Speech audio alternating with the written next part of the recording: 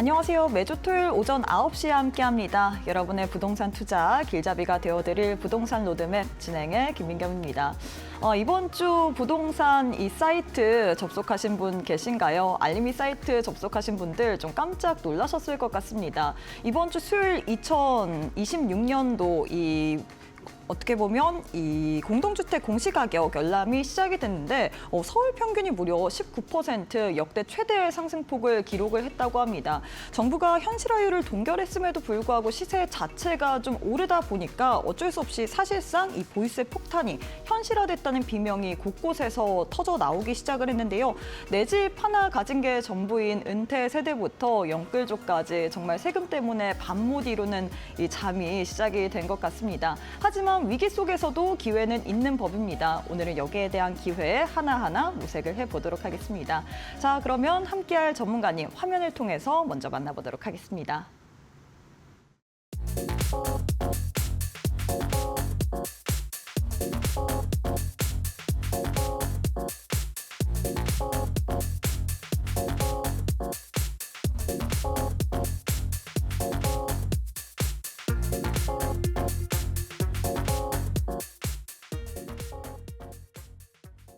네, 부동산 로드맵 본격적으로 문을 열어보도록 하겠습니다. 일부 함께할 전문가님 만나보도록 할게요. 최현수 전문가님 안녕하세요. 안녕하십니까. 로엔리 중개법인 최현수 이사입니다. 최근 그 공시가격 발표와 더불어서 보유세가 좀 많아지는 등 여러 가지 이슈들로 인해서 상당히 혼란스럽고 또 고민이 많으신 분들 계실 텐데요. 오늘은 과거의 정책부터 그리고 결과는 어떠했는지 또 시장 반응은 어떻게 반응했는지 여러 가지 이야기를 한번 해보면서 앞으로 이렇게 진행될 것들에 대해서 어떻게 한번 저희가 대응을 하면 좋을지 이야기하는 시간 가져보도록 하겠습니다. 네, 최근에 공시 발표와 함께 지금 보유세 이슈라든지 앞으로 예고된 규제들 정말 많은 것 같은데요. 여기에 대해서 오늘 50분 동안 하나하나 또 짚어드리도록 하겠습니다. 전문가님 또 다음 주에 세미나를 개최를 한다고 해요. 어떤 내용의 세미나인지 또 이야기를 부탁드리도록 하겠습니다. 네, 저희 로엔리 중개법인에서 다음 주 월요일 2시 사무실에서 세미나를 앞두고 있습니다. 최근 빠르게 변화하는 이런 부동산 시장 속에서 자산 관리를 어떻게 하면 좋을지에 대한 내용으로 명쾌하게 좀 세미나를 해볼 예정이니까 많은 참석 부탁드리겠습니다. 네, 최근에 좀 부동산 규제가 워낙에 강경하고 좀 빠르게 시장이 변하다 보니까 우리 전문가님께서 또 세미나를 개최를 한다고 합니다. 세미나 관련된 이야기 좀 총정리를 해보도록 할 텐데요. 주제는 시장 변화에 맞춘 부동산 자산 관리 전략입니다. 다음 주 월요일 오후 2시에 또 개최가 될 예정이고요. 장소는 서울 마포구 마포대로 38, 307호입니다. 세미나 관련해서 궁금하다, 그리고 나도 한번 신청해보고 싶다 하시는 분들 어려운 부동산 시장 속에서 실질적인 도움이 될 만한 내용으로 또 세미나 개최가 될 예정이기 때문에 궁금하신 분들 같은 경우엔 QR 지금 화면에 보이실 겁니다. QR 휴대폰 기본 카메라 어플 켜시고 TV 화면에 가깝게 갖다 대시기만 하시면 1초에서 2초 사이에 또 함께할 링크 영어로 된 주소가 하나 보이실 텐데요. 주소 클릭하시면 또 문의 관련된 이야기 다 받고 있기 때문에 지금 바로 함께해 보시길 바라겠습니다. 자, 이제 또 부동산 관련된 이야기를 해봐야 될 것 같은데 오늘은 또 어떤 주제 들고 오셨을까요? 네, 이번 주에 이슈가 되었던 공시가격과 더불어서 보유세 관련 이야기 한번 해보겠습니다. 네, 자 본격적으로 강의 한번 시작해 보겠습니다. 첫 번째로 보실 내용은 이 최근에 발표된 공시가격과 보유세에 대한 이야기를 한번 해보겠습니다. 최근 공동주택의 올해 공시가격이 발표가 되었는데요. 지난해 대비 18.6%가 상승했습니다. 정부는 아파트 공시가격의 현실화율을 지난해와 같이 69%로 동결을 했음에도 불구하고 공시가격이 올랐다라는 내용인데요. 이것이 매우 중요한 것이 일단 69%라는 것을 체크를 해두고 시작해보겠습니다. 네, 이 공시가격이라는 것은 시세에 더불어서 이 현실화율을 적용을 해서 공시가격이 나오는데요. 지금 69%로 지난해와 동결을 했음에도 불구하고 워낙 집값이 높게 오르다 보니까 지금 20% 이상 대부분이 올랐다라고 보실 수 있고요. 이렇게 공시가격이 오르게 되면서 주택을 소유하고 계신 분들의 세금 부담이 대폭 늘어날 전망이라고 나오고 있습니다. 지금 국토교통부에서 발표를 한 자료를 한번 보시면 지금 전국 같은 경우는 약 9%입니다. 하지만 앞서서 말씀드렸듯이 서울 같은 경우는 18.6%인데요. 일단 옆쪽에 들어와 있는 공시가격 변동률을 한번 살펴보시겠습니다. 네, 첫 번째로 보실 것은 9%대로 전국 평균이 나와 있고요. 가장 높게 지금 치솟아 있는 곳이 바로 서울입니다. 이 서울 같은 경우는 전국 평균에서 약 2배가량 높은 수치를 기록하고 있는데요.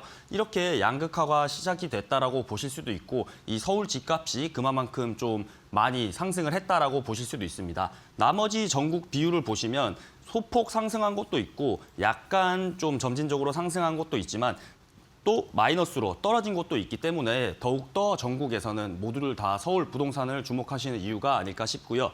조금 더 보자면 올해 서울 평균 공시가격 상승률은 지난 2007년과 2021년에 이어서 역대 세 번째입니다.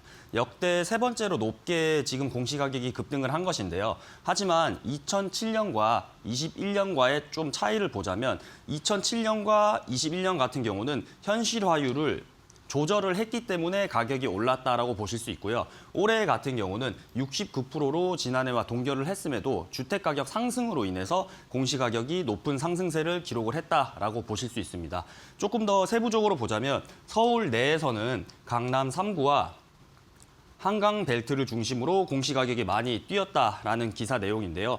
성동구 같은 경우는 올해 서울에서 가장 높은 수치를 기록했고 또 나머지 주거 선호도가 높은 지역 위주로 지금 강남 3구, 양천구 등이 포함이 되었습니다. 이렇게 서울 외곽 지역보다도 지금 주요 지역들이 많이 오르고 있는 모습을 보실 수 있는데요. 네. 지금 2026년 서울 공동주택의 공시가격 변동률입니다.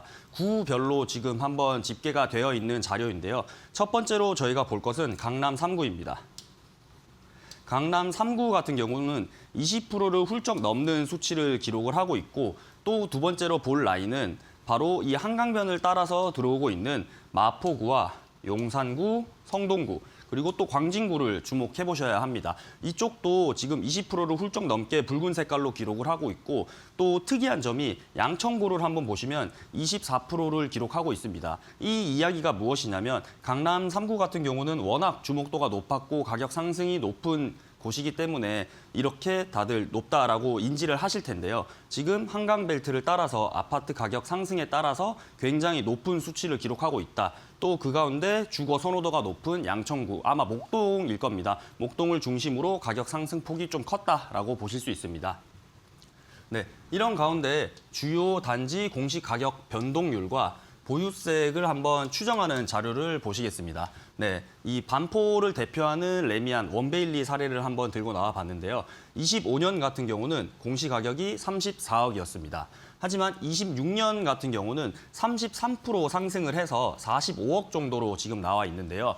이렇게 추산을 했을 때 25년도 같은 경우는 1,800만 원가량이 보유세로 납부를 했어야 했는데 26년 같은 경우는 약 1,000만 원이 오른 2,800만 원가량이 예상이 되고 있습니다. 이렇게 가격이 많이 올랐기 때문에 보유세에 직접적인 반영을 끼치고 있는 건데요. 두 번째로 보실 것은 강남을 대표하는 압구정동입니다. 압구정동의 이제 현대 아파트 같은 경우는 25년에는 34억, 26년 같은 경우는 이쪽도 약간 36%가량 올라서 47억을 기록을 하고 있고요. 지금 보유세 같은 경우는 지난해는 1,800만 원, 올해 같은 경우는 1,100만 원 정도가 상승해서 2,900만 원이 나올 예정입니다. 이렇게 공시가격이 중요한 이유는 즉각적인 세금 반영도 물론 들어가지만 이 소비자분들이 바라봤을 때 얼마만큼 가격의 폭이 이 구별로 진행이 되고 있다라는 것을 한눈에 볼 수 있는 자료이기 때문에 굉장히 중요하다고 보실 수 있고요. 이 공시가격 급등에 따른 여러 가지 반응들을 한번 살펴보겠습니다. 네, 첫 번째로 보실 것은 한 채를 들고 계신 분인데 소득 없이 버틸 수가 없다라는 내용인데요.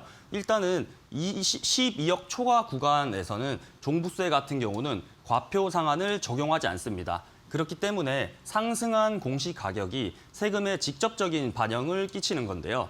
물론 보유세 같은 경우는 전년분에 대비해서 최대 50%까지 증가 제한이 걸려 있기는 하지만 현재 소득이 없으신 혹은 좀 나이가 있으신 분들이 주택을 보유하고 계시다면 지금 당장의 수입은 크게 늘릴 수가 없기 때문에 소득이 없는 다주택자 분들께서는 보유 부담이 굉장히 크다라고 보실 수도 있고 한 채를 들고 있는데도 갑자기 가격이 급등함에 따라서 저희가 납부를 해야 되는 세금이 좀 많이 늘어날 수 있다라고 보실 수 있고요. 두 번째로 또 볼 심리는 바로 양도세 중과 시행 예고. 이러한 여러 가지 규제들 예고 때문에 지금 제가 들고 있는 것이 보유세도 늘었는데 앞으로 더 시행될 이런 중과 예정들에 따라서 다주택자 분들께서는 꽤나 압박을 받으실 수도 있는 상황인데요. 일단 5월 9일 같은 경우는 양도세 중과 유예가 종료로 결정이 났습니다. 그렇기 때문에 지금 가지고 있는 보유세에 양도세까지 이중으로 부담이 될 수 있기 때문에 이것을 세금 자체를 좀 버티기가 어렵다라고 생각을 하시는 분들께서는 절세 목적으로 선제적인 매도가 약간 증가가 될 예상입니다. 세 번째로 보실 반응은 어쩌면 무주택자 분들도 이 공시가격이 오른 것에 대한 큰 반응을 느끼실 수 있는 건데요. 바로 세입자로의 부담이 좀 전가될 수 있다는 점입니다. 최근에는 지금 임차 시장이 전세에서 굉장히 월세로 가속화되고 있는데요. 그렇기 때문에 세 부담을 전가하기가 어찌 보면 굉장히 쉬운 구조입니다. 집주인이 세금이 올랐는데 왜 임차인이 부담을 해야 하냐라고 하지만 이렇게 이야기를 했을 때 시장은 그렇게 반응하지 않습니다. 보통은 세금이 더 납부가 되기 시작하면 매가와 임차료에 많이 높기 때문에 지금 집주인만의 것이 아니고 집주인과 임차인의 공동적인 부담이 될 가능성이 크다라는 전망도 나오고 있고요. 또 네 번째로 보실 것은 바로 매물 잠김입니다. 앞서서 말씀드렸던 이런 다주택자분들이 압박을 받아서 선제적으로 매물을 내놓아서 이게 좀 소진이 되고 난다라고 하면은 다음 같은 경우는 매물 잠김이 일어날 수 있습니다. 그렇게 되면은 거래 절벽도 당연히 이어지는 것이고요. 이런 현상이 왜 일어나냐면 이렇게 버티지 못한 분들은 다 내놓겠다라고 하시지만 이미 버티겠다라고 작정을 하신 분들이기 때문에 대출 규제로 인해서 일단 기존 주택을 매도한다라고 하더라도 비슷한 수준에 갈아타기도 어려울 뿐더러 여러모로 지금 이미 심리적으로 나는 최대한 버텨보겠다라는 심리를 작용하고 있기 때문에 아무래도 이런 매물 잠김 현상이 나올 수 있다라는 것을 또 보셔야 하고요. 이렇게 정책 방향성에 따라서 거래량이 급변하는 모습을 보실 수 있습니다. 네. 그리고 앞서서 말씀드렸던 반응 같은 경우는 좀 추가적인 반응이고요. 일반적인 반응이고요. 추가적인 반응을 한번 살펴보겠습니다. 제가 투자자라는 기준으로 이야기를 한번 해보겠습니다. 제가 투자자라고 하면 이 공시가격이 변동된 지도를 봤을 때 양극화를 좀 우려를 해볼 수 있는데 왜 이런 우려가 진행이 되냐면 제가 투자자라는 기준으로 봤을 때 저라면 이렇게 많이 오른 지역으로 투자를 하고 싶을 것 같은 이유이기 때문에 제가 매매를 했는데 연간 이제 한 자릿수대로 이렇게 상승을 하기보다는 저라면 20%대 가까운 크게 상승을 하고 있는 곳들을 주목을 할 것 같습니다.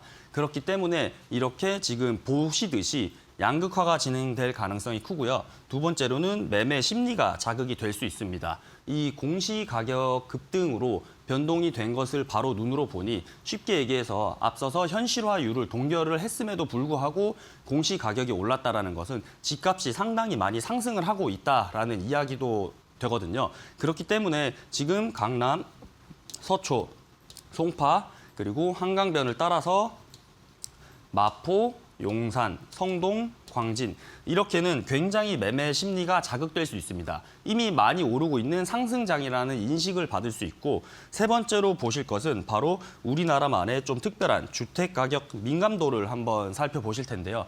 일단 앞서서 먼저 말씀드릴 것은 우리나라만 특이하게 가지고 있는 구조가 이 주택을 투자처로 보는 것입니다.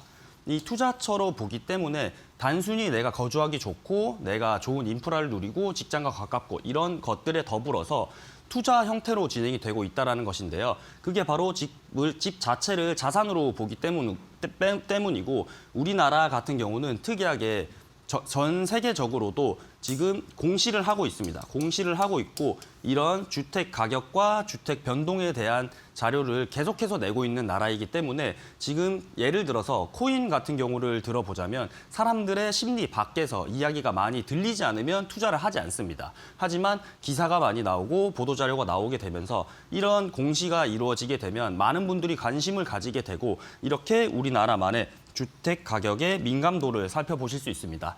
그렇기 때문에 이렇게 공시 가격이 급등을 했다라고 하면 여러 가지 반응들을 살펴보고 여러 가지를 예측하면서 대응하시는 것이 중요하다고 보실 수 있습니다. 이렇게 해서 최근에 이 공시 가격이 열람을 시작을 하면서 많은 분들이 사실상 보유세 폭탄에 대한 우려감이 굉장히 클 것 같습니다. 이에 따라서 우리가 일반적인 반응 그리고 투자자로서 어떤 식으로 대응을 해야 될지까지도 알려드렸는데요. 하지만 사실 말로는 쉽지만 이게 받아들이기가 참 어려울 것 같습니다. 계속해서 세금 폭탄으로 인해서 잠 못 이루시는 분들 많을 것 같은데요. 그래서 또 이러한 여러분들의 고민을 또 들어드리려고 합니다.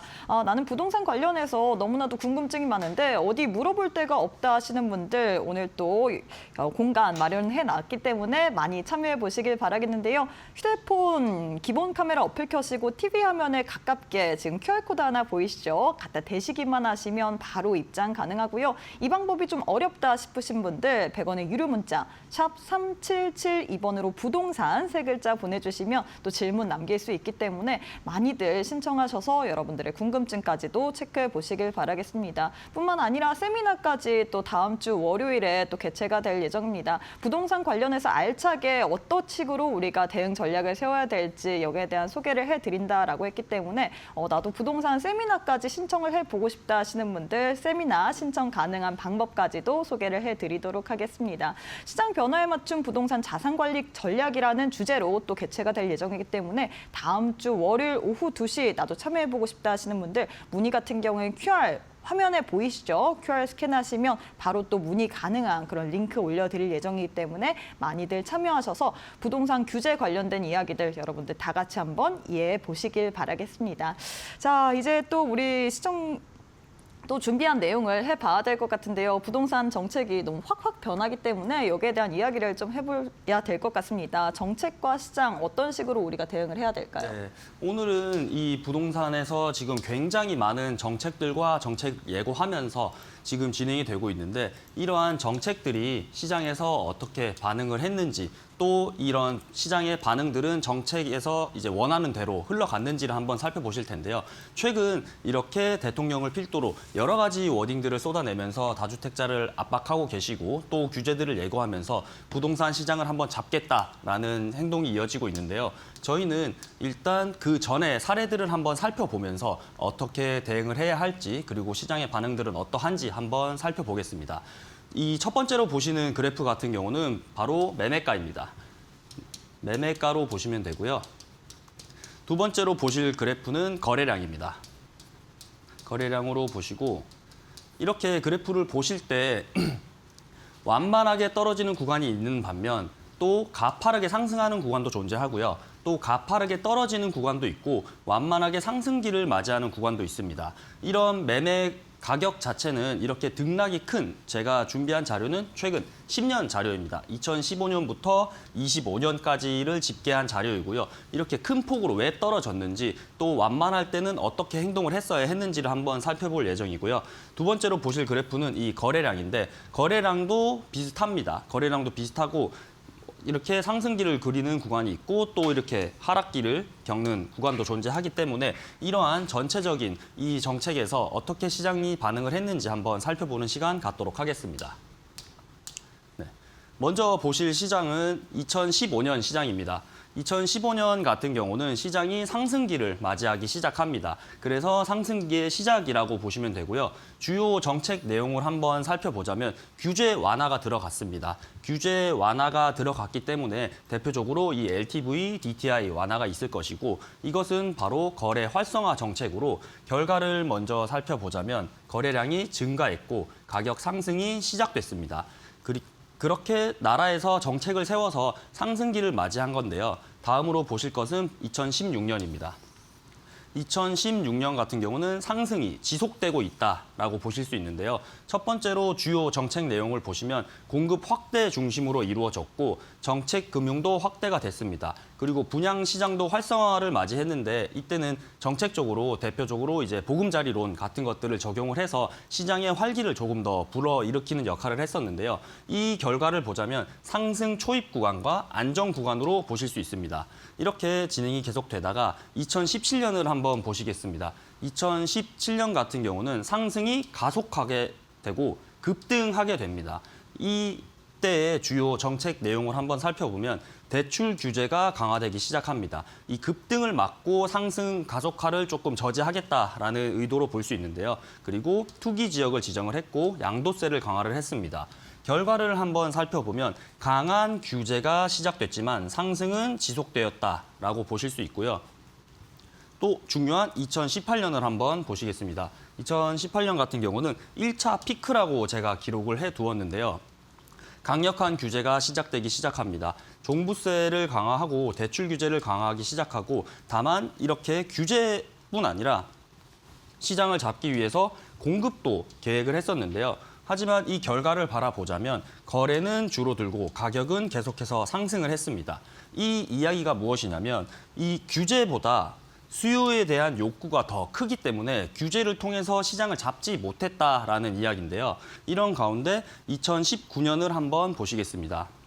2019년 같은 경우는 이런 규제들로 인해서 약간의 상승이 둔화되기 시작합니다. 둔화되기 시작하고 이때의 주요 정책을 보자면 초강력 대출 규제가 들어가기 시작하고요. 고가 주택 자체는 대출이 금지가 되기도 했었고 보유세 자체도 강화가 되기 시작합니다. 이렇게 봤을 때 시장의 결과는 어떠했냐를 한번 살펴보면 거래량은 급감하기 시작하고요. 상승세는 둔화하기 시작했습니다. 그렇기 때문에 이러한 정책들로 인해서 결과들을 저희가 집계를 해보고 다음을 또 예측을 해보는 것이 중요할 텐데요. 2020년을 한번 살펴보겠습니다. 2020년 같은 경우는 급등기를 맞이하기 시작하는데요. 하지만 이 급등기 자체는 정책적인 요소보다는 이 전 세계적인 팬데믹에 더불어서 유동성이 폭발하기 시작합니다. 현금 자체가 시장에 굉장히 많이 풀리다 보니 이 유동성이 폭발하면서 가격 자체가 급등을 했다라고 보실 수 있는데요. 이때의 주요 정책 내용을 한번 살펴보겠습니다. 역대급 규제가 들어가기 시작하고 공급도 병행을 했습니다. 다주택자 같은 경우는 세금이 폭증됐고 이때 바로 임대차 3법까지 시행하기 시작했습니다. 하지만 이때의 결과를 보면 이런 여러 가지 규제에도 불구하고 상승기를 맞이했는데요. 이는 바로 정책이 가격을 통제하는 데 실패했다라고 보실 수 있습니다. 네, 그리고 21년도를 한번 살펴보실 텐데요. 21년도 같은 경우는 시장 상황이 최고점을 맞이를 합니다. 최고점을 맞이를 했기 때문에 이 주요 정책에서는 공급 확대 중심으로 돌아서기 시작했고 공공이 주도를 해서 대규모로 공급 계획을 발표하기 시작합니다. 하지만 이 시장의 반응은 가격은 계속해서 상승을 했고 거래량은 점차 감소하기 시작했습니다. 그리고 바로 2020년에 이 시장 상황은 급락기를 맞이하기 시작하는데요. 급락기를 맞이했고 주요 정책 내용을 보면 정책보다는 금리가 핵심이었습니다. 금리가 이전보다 굉장히 많이 상승을 하게 되니 직접적인 규제보다는 금리 급등이 결정적인 요인을 했다라고 보실 수 있고요. 이 거래량이 붕괴되기 시작하고 가격이 떨어지기 시작합니다. 2023년을 한번 보실 텐데요. 2023년 같은 경우는 바닥을 확인했다. 이 급락기를 겪으면서 가격 자체가 많이 떨어졌다라고 보실 수 있고 그렇기 때문에 이런 정책적으로는 규제를 완화를 하기 시작하고 규제 지역을 해제를 하면서 대출 완화까지 더불어 활성화를 좀 시작하기 시작합니다. 그러다 보니 거래량은 점차 회복을 하기 시작하고요. 거래량이 회복을 하면서 바로 다음 해인 2024년 같은 경우는 회복기를 맞이하기 시작합니다. 이렇게 최고점을 찍었다가 급락기로 좀 떨어지게 되고 바닥까지 확인을 했다 보니 회복기를 맞이하는 것인데요. 이렇게 추가적인 완화와 공급을 지속을 할 거고 규제 완화를 계속해서 유지를 하며 공급 확대는 또 지속하겠다라는 게 주요 정책 내용이었고요. 이렇게 점진적인 상승을 보이고 있었고 2025년 같은 경우는 또 회복기에서 재상승기를 맞이하기 시작합니다. 이미 시장은 회복을 했고 재상승을 시작한 것인데요. 이렇게 공급과 일부 완화된 조건들이 존재를 했고 수도권 같은 경우는 약 130만 호를 공급하겠다라는 계획도 발표를 했고 대출 규제 같은 경우는 어느 정도 조정을 하겠다라는 내용을 발표를 했었습니다. 이렇게 2025년의 결과를 한번 보면 시장 심리가 회복이 되었다라는 것이 굉장히 중요하고요. 시장 자체도 상승을 유지를 했다라고 보실 수 있습니다. 네. 이렇게 앞서서 저희가 지난 10년 정책과 이 시장 반응들을 한번 살펴봤는데요. 크게 볼 것은 정책과 금리, 그리고 공급을 한번 살펴보겠습니다. 이 정책 같은 경우는 사실 시장을 완벽하게 통제를 하고 거래량과 가격을 모두 다 조정을 하겠다라고 하는 것은 상당히 어렵다라고 볼 수 있고요. 이 정책 같은 경우는 거래량을 조절을 해야 한다라고 볼 수 있고 이 금리 같은 경우는 가격의 방향을 결정한다라고 보실 수 있습니다. 이 가격의 방향이라는 것은 가격이 오를지 또 떨어질지가 금리가 굉장히 큰 역할을 하면서 조정을 하고 있다라고 보실 수 있고요. 세 번째로 공급 같은 경우는 장기적인 가격을 결정한다라고 보실 수 있습니다. 왜냐하면 이 공급 같은 경우는 단기적으로는 큰 효과를 보기가 어렵습니다. 단기적으로는 공사 기간도 있고 더구나 지금 서울을 비롯한 수도권 같은 경우는 신규 택지가 큰 규모로 존재하지 않기 때문에 재개발 혹은 재건축을 통한 정비 사업으로의 공급밖에 안 되기 때문에 단기적으로의 효과를 좀 주기에는 어렵다고 보실 수 있고요. 한마디로 정리를 하면 정책은 거래를 멈추게 하고 금리는 가격을 떨어뜨린다라고 보실 수 있겠습니다. 네, 그럼 최종적으로 저희가 이 정책별 실제 효과에 대해서 한번 살펴보겠습니다. 정책 유형을 한번 보자면 대출 규제와 세금 강화, 그리고 공급 정책, 금리 상승 등이 있는데요. 이 내용을 전체적으로 한번 정리를 하고 마무리를 해보겠습니다. 대출 규제 같은 경우는 거래량을 하향시키고요. 가격 같은 경우는 약하게 조절을 한다라고 보실 수 있고 처음에 대출 규제를 통해서 시장을 어떻게 해보겠다라는 결과에는 좀 실패라고 볼 수 있습니다. 그리고 두 번째로 보실 것은 세금 강화가 있는데요. 세금 강화 같은 경우는 거래량을 똑같이 하향시키고 가격은 약간의 상승 압력이 존재합니다. 앞서서 말씀드렸던 내용과 같이 이런 세금 같은 경우는 어떻게든 전가가 되기 마련인데요. 첫 번째로 전가가 될 만한 곳이 바로 임차인으로의 전가가 예상이 되고 또 이 금액 자체가 매매가에 녹아들기 때문에 이런 세금 강화 자체는 가격에 약간의 상승 압력을 준다라고 보실 수 있고요. 그렇게 됐을 때 이런 세금 강화를 통해서 집값을 잡겠다라고 하는 것은 어찌 보면 역효과가 나기 시작하기도 하고요. 세 번째로 보실 것은 공급 정책입니다. 이 공급 정책은 제가 앞서서도 설명을 드렸듯이 단기에 있어서는 영향이 없다라고 볼 수 있습니다.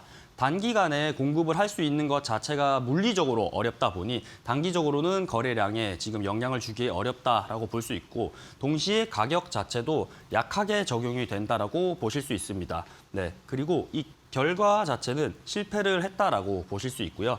세 번째 같은 경우는 금리 상승 같은 경우는 지금 거래량을 하향시키고 가격도 하향시키는 역할을 할 수 있기 때문에 사실 결과적으로는 성공이라고 보실 수 있습니다. 네. 오늘은 이렇게 우리나라의 10년 가까운 정책과 그 시장에서 어떻게 반응했는지를 살펴봤고요. 앞으로 저희가 미래를 예측을 하기보다는 이렇게 나와 있는 것들의 기반으로 데이터로 해서 어떻게 시장에서 대응을 하는 것이 중요하다고 보여집니다. 네, 이렇게 해서 10년간 부동산 정책이 어떻게 변화했는지 그리고 이에 따른 시장 반응까지 분석을 도와드렸는데요. 저희가 또 실시간으로 많은 분들이 고민을 또 요청을 해주고 계시기 때문에 제가 또 하나를 읽어드릴 수밖에 없을 것 같습니다.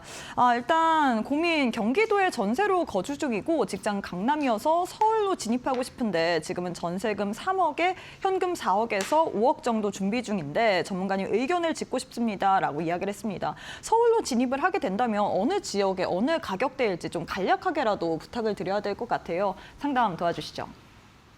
네, 지금 고민 상담 보내주셨는데 제가 가진 시간이 짧아서 최대한 간단하게 좀 설명을 드리겠습니다. 일단 경기도에 거주 중이시고 경기도에서 거주를 하고 있으나 지금 직장이 서울이기 때문에 강남으로의 진입을 원한다라고 하셨는데 지금 일단 서울로 들어오겠다라고 하신 것 자체는 굉장히 좋은 선택이라고 보여지고요. 지금 3억에서 4억 정도 지금 나온다라고 하셨는데 여기에 전세금으로 지금 살고 계시다고 하니까 이렇게 하셨을 때 지금 당장에 아파트를 들어오기보다는 최대한 지금 저평가돼 있는 바로 저평가지에 먼저 투자를 하셔서 초기에 진입을 하시는 것이 좋다라고 보여지고요. 지금 자세한 상담 같은 경우는 제가 그 문자를 주신 분의 자세한 그 설명 같은 경우는 저희 세미나에 참석을 하시거나 저희 사무실로 오셔서 상담을 요청해 주시면 조금 더 자세하게 말씀을 한번 드리겠습니다. 정말 부동산 관련된 규제가 많다 보니까 고민이 굉장히 많이 요청이 되고 있는데 다음 주 월요일 오후 2시에 또 세미나를 개최한다고 하기 때문에 세미나 직접 오셔서 또 많은 신청 부탁드리도록 하겠습니다. 나도 참여하고 싶다 하시는 분들 화면 왼편 보시면 네모난 QR코드 하나 보이시죠? QR 스캔하시거나 100원의 유료 문자 샵 3772번으로 부동산 3글자 보내주시면 또 참여 가능한 그런 링크 올려드릴 예정이기 때문에 많이들 참여해 보시길 바라겠습니다. 자, 전문가님 그럼 오늘 1부 방송은 여기서 마무리해 보도록 하겠습니다. 오늘도 수고 많으셨습니다. 감사합니다.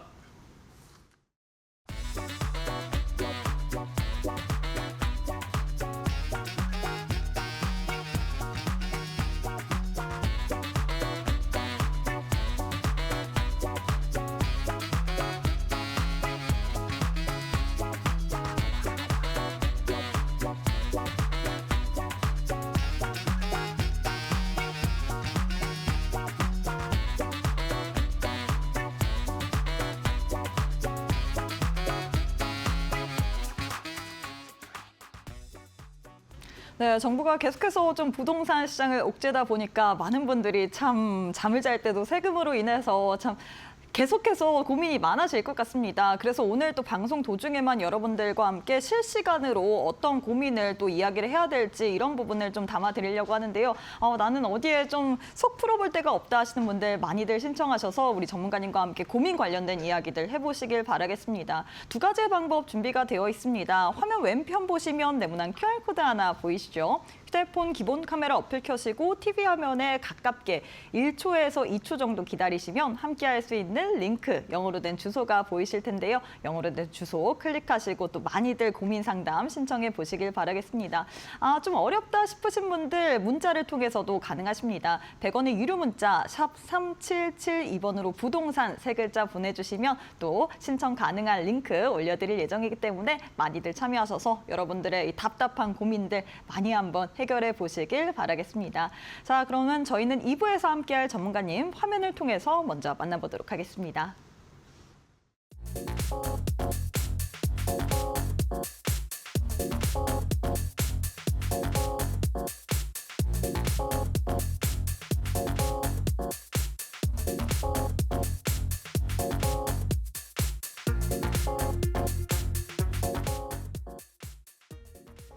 네, 2부에서 함께할 전문가님 한번 본격적으로 모셔보도록 하겠습니다. 김세원 전문가님 안녕하세요. 네, 시청자 여러분 안녕하십니까. 좋은 아침입니다. 로엔리 중개법인의 김세원 본부장입니다. 벌써 3주가 지났습니다. 제가 3주 전에 양도세 중과 배제 종료 관련해서 설명을 한번 드린 바가 있는데요. 방송이 나가고 나서 주제와 관련된 많은 문의가 있었습니다. 저희가 한 분 한 분 상담을 드리다 보니까 역시나 이 양도세 중과 대상이 아닌 분들이 또 굉장히 많았어요. 이번 주도 이렇게 또 방송 보시면서 궁금한 점이 있으시면 미루지 마시고 지금 아래 나가는 상담 신청 링크 통해서 들어오시면 저희가 언제나 친절하게 상담드리니까 부담 없이 연락 주시기 바랍니다. 감사합니다. 네, 지난 방송에서 우리 김세원 전문가님께서 양도세 중과 배제 종료 관련된 이야기를 해주셨는데 내가 대상인지 아닌지에 대해서 좀 걱정하시고 많은 분들이 궁금증을 풀어보셨을 것 같은데요. 계속해서 이 부동산 관련된 이 옥죄는 정책 때문에 많이들 고민되실 것 같습니다. 그래서 오늘은 어떤 주제로 또 이야기를 하실지 많은 분들이 궁금하실 것 같아요. 오늘 어떤 주제 들고 오셨을까요? 네, 오늘 주제는 현 시각 임대차 시장의 현황입니다. 제가 소제목으로는 전세제도 이제 아예 없어지는 건가요? 라고 제가 적어놨는데요. 최근 물량이 줄어드는 속도가 워낙 가파르기 때문에 전세가 정말 없어질 수도 있겠다라는 생각들을 많이들 하시고 저희 채팅방에도 뭐 가볍게 종종 올라오는 주제 중에 하나이기도 합니다. 사실 임대를 지금 내놓으시는 분들보다는 임차를 원하시는 분들에게 아무래도 좀 더 크게 체감하실 만한 주제인데요. 사실 이거는 반은 맞고 반은 틀리다라고 말씀드릴 수가 있겠습니다. 물론 실제로 전세 매물이 줄은 것도 사실이지만 또 임차인분들께서 체감하는 것만큼 또 줄은 것은 또 아니거든요. 네. 실제로 중개사무소의 전세 매물은 수시로 지금도 접수가 되고 있습니다. 다만 금액적인 요건이나 기타 다른 요건들로 인해서 보증보험이 되지 않거나 대출이 불가한 집들이라서 임차인분들께서 단지 선호하지 않을 뿐이죠. 선호하지 않는 주택들이기 때문에 중개사무소에서도 굳이 광고를 올리지 않는 겁니다. 한 건 한 건의 광고 또한 비용이 들어가니까요. 이거는 뭐 몇 년 전까지만 해도 이런 분위기는 아니었습니다. 비교적 최근에 일어난 사건인데요. 상당히 많은 수의 주택에서 전세 보증금 반환이 어려워지면서 이 보증보험이 임차인 측에서는 필수적인 조건이 되었습니다. 하지만 보증보험은 공시지가 126% 이내일 때만 가입이 가능합니다. 이렇게 되면 임대인 입장에서는 두 가지 방향을 생각해 볼 수가 있겠는데요. 첫 번째로 이제 임차인 수요에 맞춰서 공시지가 126% 이내로 다운을 시켜가지고 매물을 내놓는 겁니다. 물론 기존 임차인의 보증금 차액은 반환을 하셔야겠죠. 두 번째로는 이 보증금을 보증보험의 요건에 맞지 않더라도 현재 세입자 보증금에 맞춰서 매물을 올리는 겁니다. 물론 요즘에는 이런 매물들이 일부는 남아있을 수 있겠지만 현재는 대부분 소진이 되었습니다. 예전에는 오히려 보증보험이 이제 가입이 되는 물건들을 많은 매물들 사이에서 골라서 찾아야 되는 수준이었는데요. 지금은 또 시장이 이렇게 정리가 돼서 전세 시세가 비교적 안정을 찾은 듯한 분위기가 또 보이고요. 신규 투자자분들께서도 현재 전세 시세를 잘 파악하고 있으시기 때문에 시장은 좀 더 빠르게 안정화될 수 있었습니다. 물론 예전에 비해서 절대적인 전세 물량은 적지만 말이죠. 이게 누구에게 뭐 좋다, 안 좋다 뭐 이런 얘기가 아니고 최근에 일어났던 사건들과 현재 임차 상황을 말씀을 드리는 겁니다. 과거에 이런 사건들로 전세 물량이 확연하게 줄은 것은 명백한 사실이고요. 앞으로 있어서도 현 상황에 있어서 전세 물량이 뭐 크게 늘어날 것으로 보이지는 않습니다. 아직까지는 입법 전이지만 전세 신탁이 올해 하반기에 도입 예정이라고 하죠. 사실 이거는 지금 처음 나오는 얘기는 아니고요. 이미 3년 전부터 한 번씩 나오던 얘기였습니다. 당시에는 전세 보증금 에스크로우라는 표현을 썼는데요. 이름만 다르고 뭐 같은 뜻입니다. 이게 앞으로 전세 물량에 큰 영향을 줄 것이라고 예상을 하고 있는데요. 이유는 뭐 간단히 얘기해서 시장에서 반응이 그다지 좋지가 않습니다. 전세를 내놓는 임대인 측 입장에서는 보유주택에 전세를 놓는 이유가 해당 주택을 소유하고 싶지만 대출이 안 나오거나 현실적으로 당장의 입주가 불가한 상황일 때, 다시 말해서 취득 부동산의 매매 대금이 부족하기 때문에 전세를 내놓으신 분들이 대다수인데요. 이 시스템상 전세금을 신탁에 맡기게 되면 임대인 측 입장에서는 현금이 부족한 건 결국 매한가지이기 때문에 담보대출을 받아서 직접 들어가서 사시거나 전세를 놓지 않고 월세로 놓게 됩니다. 물론 이게 아직 예고된 내용일 뿐이고 구체화되지는 않았습니다. 당연히 아직 강제성도 없는 거고요. 다만 이제 현재 정책들의 추진력을 봐서는 조만간 단점들을 또 보완해서 새로운 안건이 발표가 될 것 같습니다. 물론 제가 해당 계획에 있어서 개인적인 판단을 하는 것은 아니지만 당연히 이거는 전세 물량이 늘어난다는 시그널과는 거리가 다소 멀다고 볼 수가 있겠죠. 또 마지막 이유로는 주택 공급의 부족입니다. 최근에 전 월세, 임차를 내놓으시던 임대인 측에서 세입자 보증금을 반환하고 집주인이 직접 들어서는 분위기가 많이 보여집니다. 이유는 물론 다주택자를 대상으로 한 대출 규제나 양도세 중과 또 보유세 인상 가능성에 대한 우려가 주택 소유주 심리에 반영된 것으로 판단이 됩니다. 또 물리적인 공급, 신축 공급이 지금 많이 줄어들고 있는데요. 지금 현재 공급업자, 즉 말해서 시공사나 시행사 같은 사업체들 또한 사실 임대인들 입장과 대동소이합니다. 똑같이 대출이 나오지 않아서 건축 부지 매매가 어렵고 이게 투자 심리 위축으로 분양성이 불투명하다 보니까 신규 사업 자체가 확연하게 지금 줄었습니다. 이렇게 전세가 점점 없어지게 되면은 나머지 이제 시장에서는 나머지 거래량이 많아지는데요. 기존 전세 세입자들이 월세로 전향을 하시거나 매매로 전향을 하시게 됩니다. 매매는 현재 주택담보대출로 40%로 제한이 있기 때문에 매매량이 크게 늘고 있지는 않지만 최근에 월세 인상률이 상당한 속도를 내고 있습니다.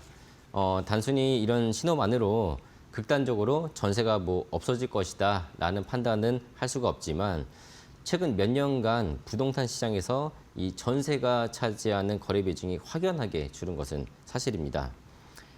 오늘 이렇게 저희 단톡방에 올라오는 가벼운 이슈성을 저희가 한번 읽어봤고요.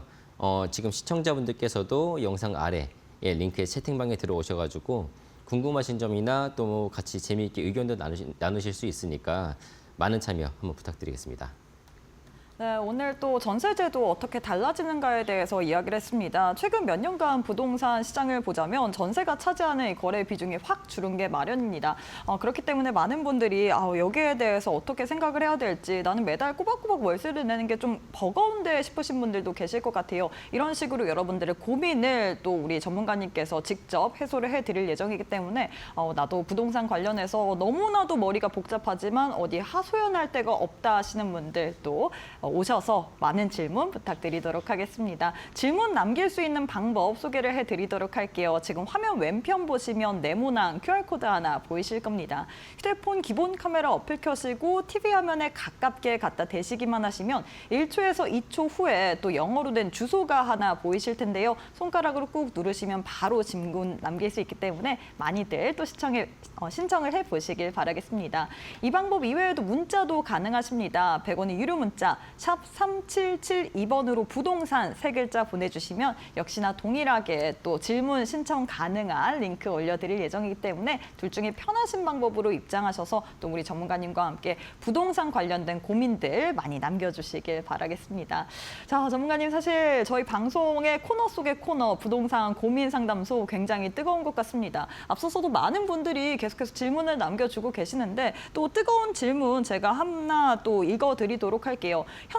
현재 아파트 한 채, 빌라 한 채 보유 중입니다. 빌라는 최근 분양받아서 전세 주는 중인데 다음 달 전세 만기로 연장 요청을 하는데 한 번 더 세를 주는 게 좋을까요? 매각하는 게 좋을까요? 라고 남겨주셨습니다. 사실 뭐 빌라 관련해서 이 세를 주면 돈은 받을 수 있지만 지금 뭐 다주택자 계속해서 정부에서 규제를 하다 보니까 참 고민이 많을 것 같아요. 어떻게 좀 고민을 해결해야 될까요?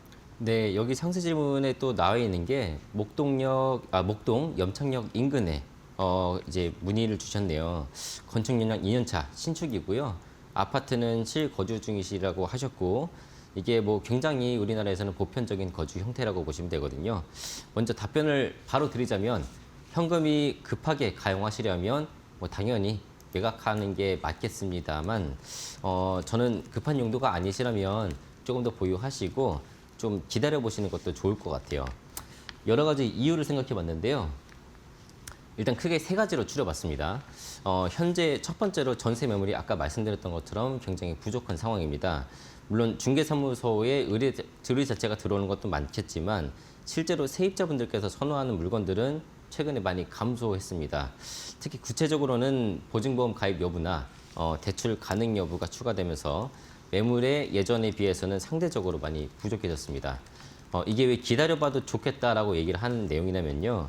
이런 기조가 계속되게 되면 뭐 2년 뒤에는 물건이 더 부족해질 수밖에 없습니다.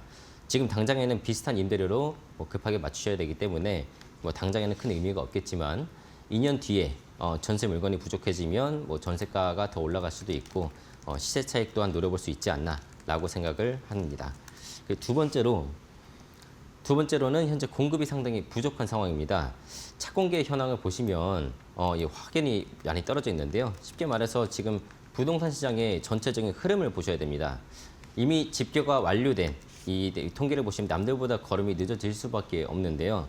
전문가들은 왜 이런 집계가 나오는지 분석을 하면서 항상 시장을 바라봅니다. 분석을 하면서 시장을 바라보게 되면 아무래도 관점보다는 좀 더 세부적이고 어느 정도 예상을 할 수가 있게 됩니다. 공급 부족에 대해서 원인을 좀 더 설명을 드리자면 사실 뭐 대출 규제가 주요 원인입니다. 몇몇 시청자분들께서는 기억을 하실 수도 있는데요. 2023년부터 2024년부터 본격적으로 전세 대출에 본격적인 규제가 있었습니다. 특히 유주택자에 대한 대출을 전면 중단하거나 기존 주택이 있는 담보주택이 있는 경우에는 전세자금 대출을 반환해야 하는 등 뭐 시장의 안정성을 지키기 위해서 여러 가지 조치가 시행됐었는데요. 특히 뭐 스트레스 DSR이 도입이 되면서 투자 자체를 기피하는 분위기가 나타나게 됐습니다. 물론 전세 보증금 반환에 안정성을 확보하자는 좋은 취지의 목적을 두고 있지만 기존 투자자분들의 회피 성향이 시장에 반영되면서 분양성이 떨어지고요.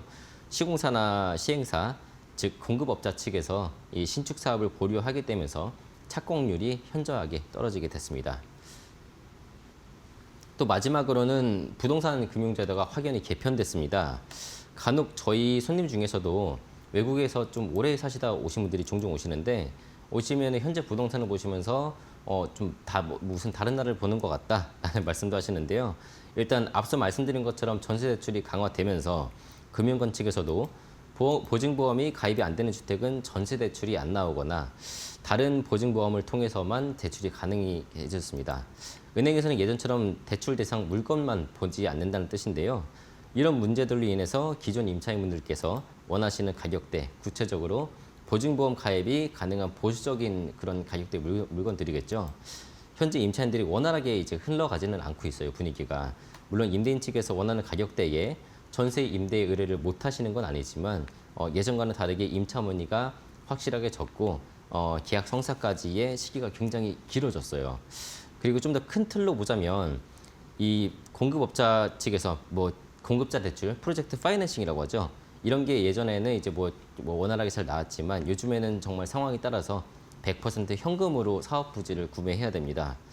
사실 집이랑 똑같다고 보시면 되는데요. 대출 없이 현금으로 집을 산다고 하면은 거래량이 확연하게 줄겠죠. 요즘 주택담보대출이 제한이 걸리고 나서 거래량이 줄은 것과 같은 맥락으로 보시면 됩니다. 요즘 주택 공급 업계 측에서도 신축 부지 거래량이 많이 줄었고 서울 내 재건축 재개발이 원활하게 안 되면서 공급량이 많이 부족해집니다. 단순히 수요 공급 원칙에 따라서 지금은 여러 규제와 정책들이 나오니까 다행히 가격 폭등까지는 아닌 것으로 보입니다. 그럼 이제 이렇게 생각하시는 분들도 있는데요.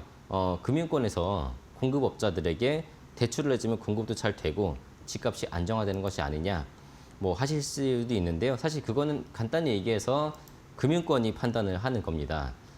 은행에서 해당 사업지가 분양이 잘 돼서 회수가 될 것 같으면 대출을 해주는 거고 분양성이 좋지 않아 보이면 다른 말로 원금 회수가 어려워 보이기 때문에 대출이 거부되는 겁니다. 심지어 일부 은행에서는 아직 회수를 못한 프로젝트 파이낸싱이 원금이 남아 있습니다. 이 부동산 시장이 돌아가는 원리가 생각보다 간단한데요. 따라서 이 세 가지 이유로 공급은 당분간 계속 줄을 것으로 예상은 되지만 전세 수요가 현실적으로 공급 속도에 맞춰서 줄어들기엔 어려움이 있어 보입니다. 그렇게 되면 현재 전세 임차인분들께서는 월세로 전향을 하시거나 뭐 매매로 전향을 하실 텐데요. 전세 수요가 매매 수요로 전환이 되는 것도 현재 주택담보대출이 40%로 제한이 걸렸기 때문에 단기간에는 이게 어려워 보입니다. 그렇다고 이미 살고 있는 거주지를 금액에 맞춰서 이동하시는 분들도 많이 있지만은 않습니다. 그러다 보니까 최근 월세 거래량이 이런 이유 때문에 늘어난 걸로 보고요. 일부 전문가들은 월세가 폭등한다는 뭐 판단을 하기도 있는데 단순히 현재 기조로는 월세가 시장에서 차지하는 부분이 제일 큰 변동을 나타내고 있다라고 볼 수가 있겠습니다. 보유 중인 빌라를 팔아야 하나 말아야 하나라는 질문을 꽤나 다방면으로 설명을 드렸는데요. 제가 말씀드리는 취지는 지역 자체의 분석보다는 현재 부동산의 거래 현황, 즉 거시적인 움직임을 눈여겨보셨으면 하는 마음으로 말씀을 드렸습니다. 전세 물량 부족, 공급 부족, 향후 거래량이 증가될 지역으로 판단되기 때문에 정 급하신 게 아니라면 일단 보유하고 시장을 관망하시는 게 좋겠다고 말씀드리면서 마무리하겠습니다. 네, 이렇게 해서 명쾌하게 좀 해설을 해주셨습니다. 지금 시장의 흐름을 보면서 보유하고 조금 더 관망하는 게 좋을 것 같다라고 이야기를 했는데요. 또 추가적으로 나도 궁금한 게 있는데 나도 좀 남길 수 있을 만한 그런 또 링크를 알고 싶다 하시는 분들 저희가 문 활짝 열어뒀습니다. 두 가지의 방법 준비가 되어 있죠. QR 스캔하시거나 100원의 유료 문자 샵 3772번으로 부동산 세 글자 지금 바로 보내주셔서 여러분들의 고민들 많이 한번 해결해 보시길 바라겠습니다. 자, 전문가님 오늘 방송은 여기서 마무리해 보도록 하겠습니다. 오늘도 수고 많으셨습니다. 네, 저희가 준비한 내용은 여기까지입니다. 본 방송에 대한 정보는 투자 판단에 대한 조언일 뿐 해당 또 물건에 대한 가치의 하락, 상승을 보장하지는 않습니다. 이 점 꼭 참고해 주시길 바라겠습니다. 저희는 다음 주 토요일 이 시간에 또 알차고 유익한 내용으로 함께해 보도록 할게요. 오늘도 시청해 주신 여러분 고맙습니다.